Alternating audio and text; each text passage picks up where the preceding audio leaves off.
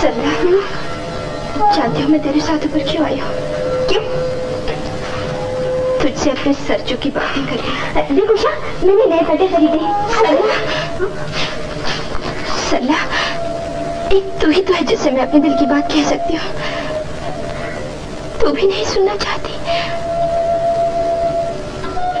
ठीक है, अब मैं तुझसे भी कोई बात नहीं कहूँगी। नहीं उषा, ये बात नहीं। सरला, तू मेरी हालत नहीं जानती। कभी कभी ऐसी घुटन महसूस होती है जैसे किसी आदमी को जीते जी कब्र में बंद किया हो। उस वक्त उसकी बातें करने को जी चाहता है। और सरला, मैं तेरे सिवा किससे करूं उसकी बात? आखिर इन बातों से फायदा क्या होगा उषा? तू क्यों नहीं समझती? वो तुझे धोखा दे गया है, भाग गया है वो। यही बात तो मेरी समझ में नहीं आती कि उसने ऐसा क्यों किया। क्यों? मैं तेरा दुख समझती हूँ उषा, मगर बर्दाश्त भी तो इंसान ही करता है। नहीं सरला, पत्थर बर्दाश्त करता है, इंसान का तो दिल होता है, वो कैसे बर्दाश्त कर सकता है? नहीं उषा, मैंने बर्दाश्त करने वाले इंसान भी देखे हैं। कहाँ? यहाँ, इसी शहर में। तो फिर उनका जख्म इतना गहरा नहीं हो? उषा, तू नहीं जानती उषा, कितने गहरे जख्म खाकर भी लोग चुप रहते हैं। तो फिर वो देवता होंगे, लेकिन मैं देवता नहीं हूँ। मैं इंसान हूँ, मेरे जख्मों में दर्द होता है। उनकी बेवफाई मुझे तीर की तरह चुभती है। उषा, जिसे तुम बेवफा कह रही हो, आखिर उसकी भी तो कुछ मजबूरियां होंगी। ये क्यों नहीं सोचती तुम? देख पगली, ऐसी बातें नहीं करते। कौन जाने इन बातों से उस बेचारे के दिल पर क्या गुजरेगी। उस पे क्या गुजरेगी? वो दिल्ली में इस वक्त कहीं आराम से सो रहा होगा। उसे क्या मालूम, इसी दिल्ली में ऐसी अभागन भी है जिसकी दुनिया उसने वीरान सुनसान कर दी। उषा, मेरे एक भैया है, डॉक्टर गोपाल। तू उन्हें नहीं जानती? देखा तो नहीं है, नाम जरूर सुना है। हाँ वही, उन्हें मैंने तेरी सारी कहानी सुनाई थी। बहुत दुख हुआ उन्हें सुनकर। कहने लगे, अपनी सहेली को यही समझाना कि जो गुजर गया उसे याद करने से क्या फायदा। और उषा, उन्होंने कहा, रमेश बहुत अच्छा लड़का है। सरला, उनसे कह देना कि मेरे लिए इस दुनिया में एक ही अच्छा लड़का है, सरजू। सरला, बाबूजी कह रहे हैं जाने का वक्त हो गया। अच्छा रमेश भैया, आओ उषा।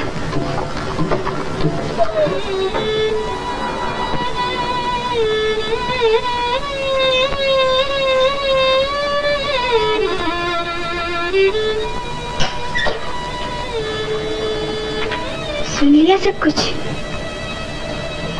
हाँ भैया, मुझे तो अब भी ऐसा लगता है, अगर तुम मुझे सच सच बता दो ना तो उसका प्यार नहीं। सुना नहीं तो आखिर इस उलझन का इलाज क्या होगा भैया?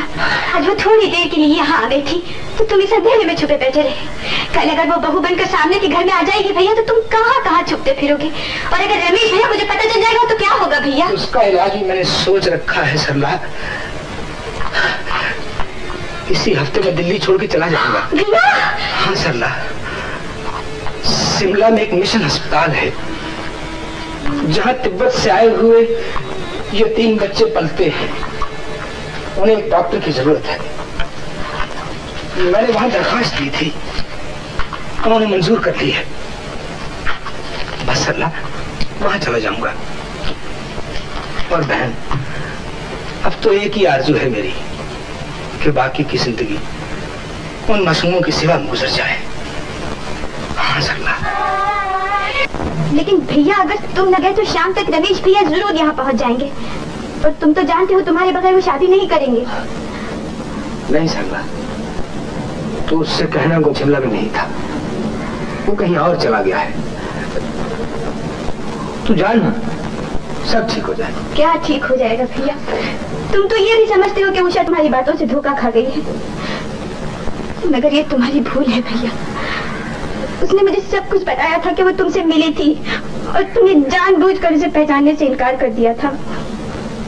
ये तो और भी अच्छा है ना, मुझे धोखेबाज कभी ना समझकर मुझे भूल तो जाएगी, अपने दिल से तो निकाल देगी। ये तुम समझते हो ना भैया, मगर मैं ऐसा नहीं समझती भैया। तुमने इन दिनों उस बेचारी की हालत नहीं देखी, बिल्कुल एक जिंदा लाश की तरह है, जिसे जबरदस्ती उसके पिता शादी की वेदी पर बिठा रहे हैं। हाँ भैया, मुझे तो इस शादी में तबाही के सिवा कुछ नजर नहीं आता। सरला, ऐसी बात नहीं कहते बहन, ऐसी बात नहीं कहते। अभी उसके जख्म गहरे हैं, ताजा है उसके जख्म। वक्त बहुत बड़ा इलाज है सरला, और फिर रमेश जैसा साथी मिलने से तो उसके तमाम जख्म भर जाएंगे। रमेश के पास इतना प्यार है, इतना प्यार है कि उसकी जिंदगी में नई उमंगें, नई आरज़ुएं भर देगा वो। तू देखना सरला, शादी के बाद उन दोनों की बड़ी सुख चैन से गुजरेगी। यकीनन खुशी से गुजरेगी। एक दोस्त के सीने में छुरी मार के एक दोस्त की जिंदगी खुशी से क्यों नहीं गुजर सकती? रमेश नहीं, रमेश नहीं, मुझे गलत मत समझ मेरे भाई। अब मैं तुझे बिल्कुल गलत नहीं समझता गोपाल। मैं जो नहीं जानता था वो आज मुझे मंदू ने बता दिया है, और फिर तुम्हारी बातों से पता चल गया है कि तुम दोस्ती को क्या समझते हो। एक दोस्त की चिता पे दूसरा दोस्त अपनी खुशी का महल खड़ा कर दे, ये दोस्ती का उसूल तुम्हारा होगा गोपाल, रमेश का नहीं। रमेश नहीं, रमेश नहीं, मैं तुमसे सिर्फ एक बात पूछता हूँ, क्या कुर्बानी दोस्ती का असूल नहीं? क्या एक दोस्त अपने दोस्त के लिए कुर्बानी नहीं दे सकता? कर सकता है गोपाल, जरूर कर सकता है, पर ये कुर्बानी मैं क्यों ना करूं, तुम क्यों करो? रमेश, उस कुर्बानी के लिए मैं तुमसे तो कह रहा हूँ। गोपाल, हाँ रमेश, मैंने एक लड़की से प्यार किया था, उसी की खुशी की खातिर मैं तुमसे भीख मांग रहा हूँ। अगर अपने दोस्त की खातिर कुर्बानी दे सकते हो तो उससे शादी कर लो, और जो खुशी मैं उसे नहीं दे सकता उससे उसकी जिंदगी भर दो मेरे यार, बस इतना ही कर दो। तो तुम चाहते हो कि मैं एक के बजाय दो खून कर दूं गोपाल? तुम मेरे दोस्ती में कच्चे हो मेरे दोस्त, बल्कि अभी तक प्यार को भी ना समझा। जालिम, तुमने ये कैसे समझ लिया कि उस एक्सीडेंट के बाद उषा तुमसे प्यार करना छोड़ देगी? ये मत पूछ, मैं अच्छी तरह जानता हूँ। मुझे गुलमर्ग में कहे हुए उसके लफ्ज आज तक याद है। उसी ने तो कहा था, अपाहज की जिंदगी भी कोई जिंदगी होती है, उससे तो मर जाना बेहतर है। नहीं गोपाल नहीं, ये बिल्कुल गलत है गोपाल, बिल्कुल गलत है मेरे दोस्त। वो लड़की आज भी तुझसे प्यार करती है। इस बात पर बहस मत कर, तुम समझते क्यों नहीं? हम दोनों में बहुत फर्क आ गया है। मेरा एक पाँव नहीं है भैया, मैं उसके बराबर नहीं रहा रमेश, मैं उसके बराबर नहीं रहा। रमेश यकीन मान, मैं अपने बीते हुए प्यार के सहारे जिंदा रह सकता हूँ, मगर भगवान के लिए मुझे किसी के रहम पे जिंदा रहने को मत कहो। किस प्यार की याद पे जिंदा रह सकते हो, जिस प्यार को तुमने खुद ठुकरा दिया?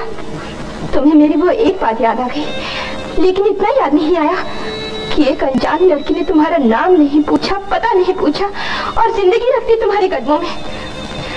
तुम वो भूल गए जो कहा करते थे कि शरीर मर जाते हैं मगर आत्मा और प्यार हमेशा जिंदा रहते हैं।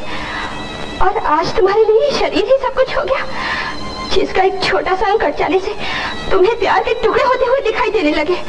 मैं पूछती हूँ, अगर ये हादसा शादी के बाद होता तब भी क्या तुम मुझे इसी तरह छोड़ के चले जाते? उषा, तुम शरीर की खूबसूरती और प्यार को एक समझते हो ना, तो मैं आज तुम्हें साबित कर दूंगी कि शरीर रहे न रहे, प्यार हमेशा जिंदा रहेगा। देख लो।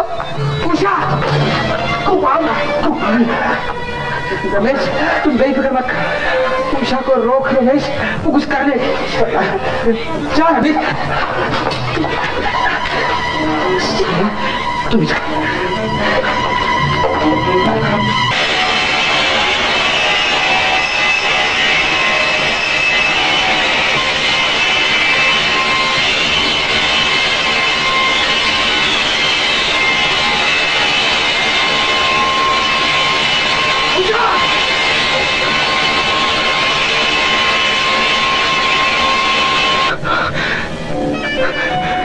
उषा, ये क्या कर रही थी तुम?